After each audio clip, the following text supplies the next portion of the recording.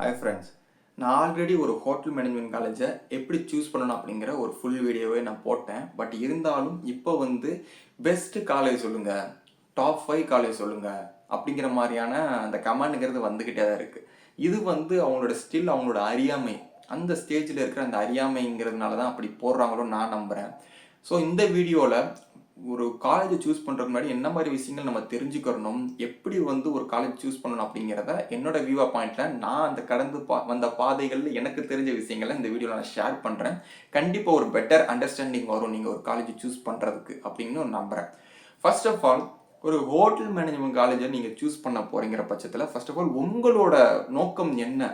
நீங்கள் ஒரு 3 இயர்ஸ் ஒரு பிஎஸ்சி கோர்ஸ் எடுக்கிறீங்கன்னா நீங்கள் அந்த எண்ட் ஆஃப் த இயர் நீங்கள் உங்களோட கெரியரில் அடுத்து என்ன பண்ண போகிறீங்க, நீங்கள் அந்த கெரியரில் என்ன பண்ணணும்னு ஒரு ஐடியா வச்சுருக்கீங்களோ அந்த இதுக்கு இந்த நீ எடுக்க போகிற காலேஜ் அதுக்கு அலைன் வருதா அப்படிங்கிற விஷயங்களை ஃபர்ஸ்ட் ஆஃப் ஆல் நீங்கள் பார்க்கணும். ஏன்னா ஆனால் மோஸ்ட் ஆஃப் தி பேருக்கு அந்த ஸ்டேஜில் இந்த அளவுக்கு நமக்கு திங்க் பண்ணுறதுக்கான ஒரு ஐடியாங்கிறது கொஞ்சம் பேத்துக்கு இருக்காது. ஓகேங்களா, பி ரியாலிட்டி. எனக்கே அந்த நேரத்துலலாம் இந்த அளவுக்கு நான் யோசிக்கல.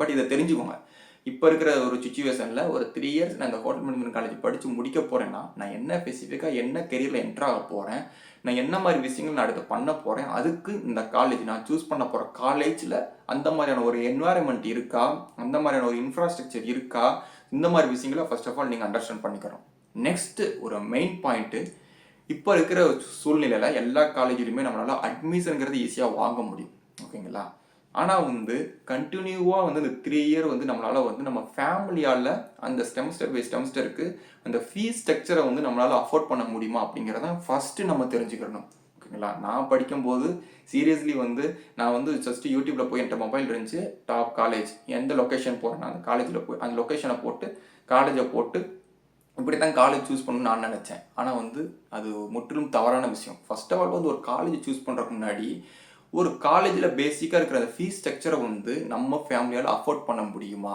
Okay, end of the 3 year முடிச்சு படிக்கையில் நீங்கள் உங்களால் ஃபேமிலியால் ஒரு அஃபோர்ட் பண்ண முடிகிற அந்த காலேஜில் படித்து முடிச்சிங்கன்னா நீங்கள் அந்த வேலையை கிராப் பண்ணுற விதங்கிறது மாறும். ஒரு வேலையை தேடுறீங்கன்னா நீங்கள் அந்த கெரியரில் என்ட்ராகிறதுக்கு ஒரு ஒரு ப்ரெஷருங்கிறது இருக்காது. லைக் இப்போ நீங்கள் கடன் வாங்கி படிக்கிறீங்கிற பட்சத்தில் உங்களுக்கு அந்த எண்ட் ஆஃப் தி இயர் ஒரு ப்ரெஷருங்கிறது ஆட்டோமேட்டிக்காக வரும். கடன் வாங்கியிருக்கு, அதை கட்டணும், ஏதாவது ஒன்றில் போய் அந்த கெரியரில் ஏதாவது ஒன்றில் போய் சேருவோம் அப்படிங்கிற அந்த ஒரு சூழ்நிலைங்கிறது உருவாகும்.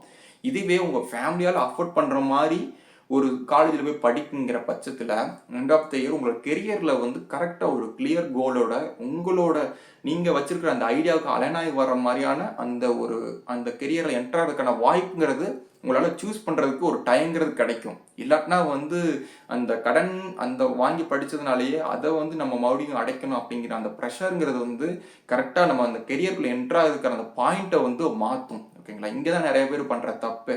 நிறைய பேர் ட்ராப் அவுட்டே பண்ணி போயிடுவாங்க. நிறைய பேர் நான் படித்த காலேஜ்லேயே அதெல்லாம் நடந்திருக்கு. ஸோ ஒரு சில ஸ்டூடெண்ட்லாம் அப்படி தான் ஆனாங்க, என்னால் அஃபோர்ட் பண்ண முடியல. ஆனால் இதை முன்னாடியே நம்ம அண்டர்ஸ்டாண்ட் பண்ணிக்கும் போது நம்மளோட அந்த எனர்ஜிங்கிறது சேவ் ஆகும், நம்ம அந்த டைம்ங்கிறது சேவ் பண்ண முடியும்.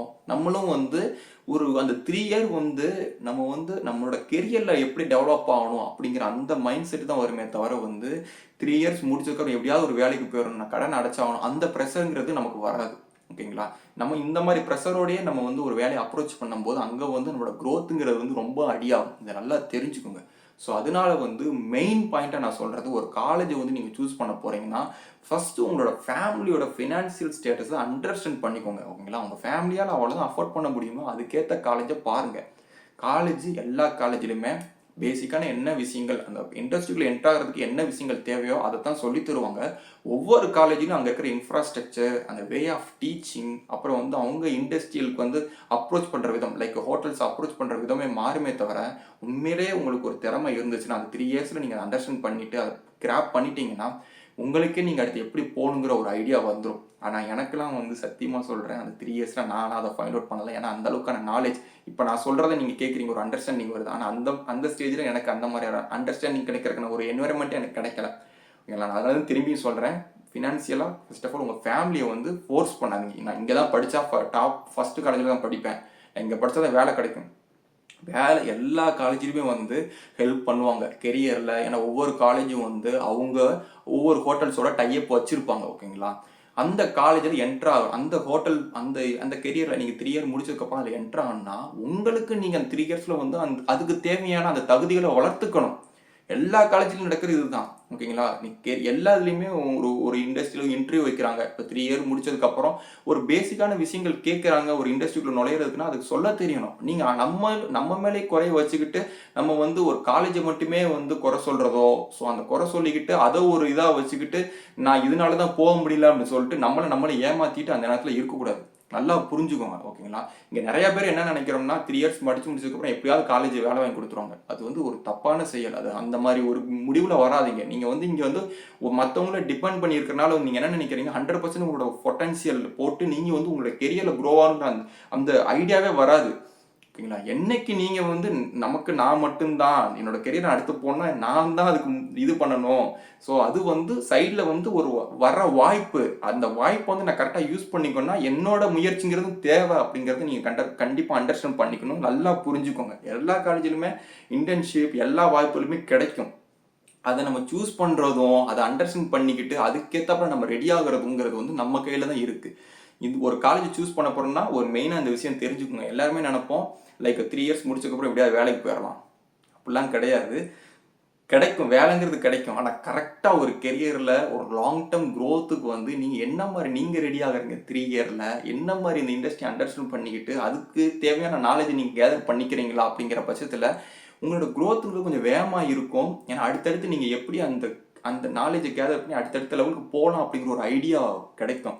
ஓகேங்களா? ஸோ இதை நல்லா நீங்கள் புரிஞ்சுக்கோங்க. ஒரு காலேஜ் சூஸ் பண்ணுறதுக்கு முன்னாடி எல்லா காலேஜிலுமே எல்லா என்வரன்மெண்ட்லையுமே சொல்லி கொடுக்கறது அந்த எஜுகேஷன் வேஸ் வந்து சொல்லிக் கொடுக்கறது எல்லாமே வந்து ஒவ்வொரு காலேஜிலும் அந்த ஃபீஸ் ஸ்ட்ரக்சரை பொறுத்த மாறும். அது பி ஹானஸ்ட் அந்த இது மாறதான் செய்யும். ஆனால் வந்து நீங்கள் வந்து அதை வந்து ஒரு காரணமாக வச்சுக்காம நீங்கள் ஒரு டிசிப்ளினாக அந்த 3 இயர்ஸ் வந்து ஒரு டீசெண்டான காலேஜில் படிக்கும்போது உங்களுக்கு தேவையான அந்த பாதைங்கிறத வந்து நீங்கள் ஆட்டோமேட்டிக்காக நீங்கள் வந்து ஃபைண்ட் அவுட் பண்ணுறதுக்கான வாய்ப்புங்கிறது அதிகமாக இருக்குது. ஓகேங்களா? ஸோ இதுதான் நான் ரெண்டாவது சொல்ல வந்தது. என்னென்னு பார்த்தீங்கன்னா லைக் இப்போவுமே வந்து 3 இயர்ஸ் படித்து முடிச்சதுக்கப்புறம் வந்து காலேஜே வேலை வாங்கி கொடுத்துருவாங்க அப்படிங்கிற அந்த மைண்ட் செட்டோட இருக்காதீங்க. அது வந்து ரொம்ப டிசப்பாயின்ட்மெண்ட்டை கொடுக்கும். என்னோட எக்ஸ்பீரியன்ஸில் நான் தெரிஞ்சுக்கிட்டது. அடுத்து வந்து இன்னொன்று வந்து ஒரு காலேஜ் சூஸ் பண்ண போகிறீங்கன்னா ஃபஸ்ட்டு வந்து நேராக போங்க.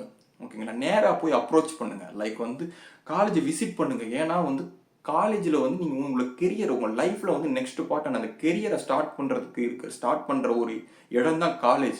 இதை வந்து ஜஸ்ட் நம்ம வீடியோவில் பார்த்தோ மற்றவங்க சொல்கிறத வச்சோன்னா நீங்கள் அதெல்லாம் சூஸ் பண்ணாதீங்க. நேராக போய் உங்களுக்கு ஒரு அட்டாச் ஆகுதா, என்னோட இதுக்கு நான் அந்த 3 இயர் என்னால் சர்வை பண்ண முடியுமா, இந்த மாதிரி விஷயங்களை வந்து நேரில் போய் பார்த்தா தான் உங்களுக்கு தெரியும். முடிஞ்சளவு அங்கே இருக்கிற அலுமினிஸ் லைக் லிங்க்டின், இன்ஸ்டாகிராம் இதெல்லாம் யூஸ் பண்ண கற்றுக்கோங்க. லிங்க்டின் ப்ரொஃபஷனலாக ரெடி பண்ணி வைங்க. இதில் ஆல்ரெடி இந்த காலேஜில் படிச்சுங்க நான் அவங்கள்ட்ட பேசி பாருங்கள். என்ன மாதிரியான சுச்சுவேஷன் இருக்குது, ஃப்யூச்சர் ஸ்கோப் எப்படி இருக்குது, எந்த அளவுக்கு வேல்யூ இருக்குது, இந்த மாதிரி விஷயங்களை கேட்டு தெரிஞ்சு வச்சுக்கோங்க. நேரில் போங்க. தயவுசெய்து நேரில் போய் பேசி கேளுங்க. உங்களுக்கு இருக்கிற டவுட்டை தயவுசெய்து கேளுங்க.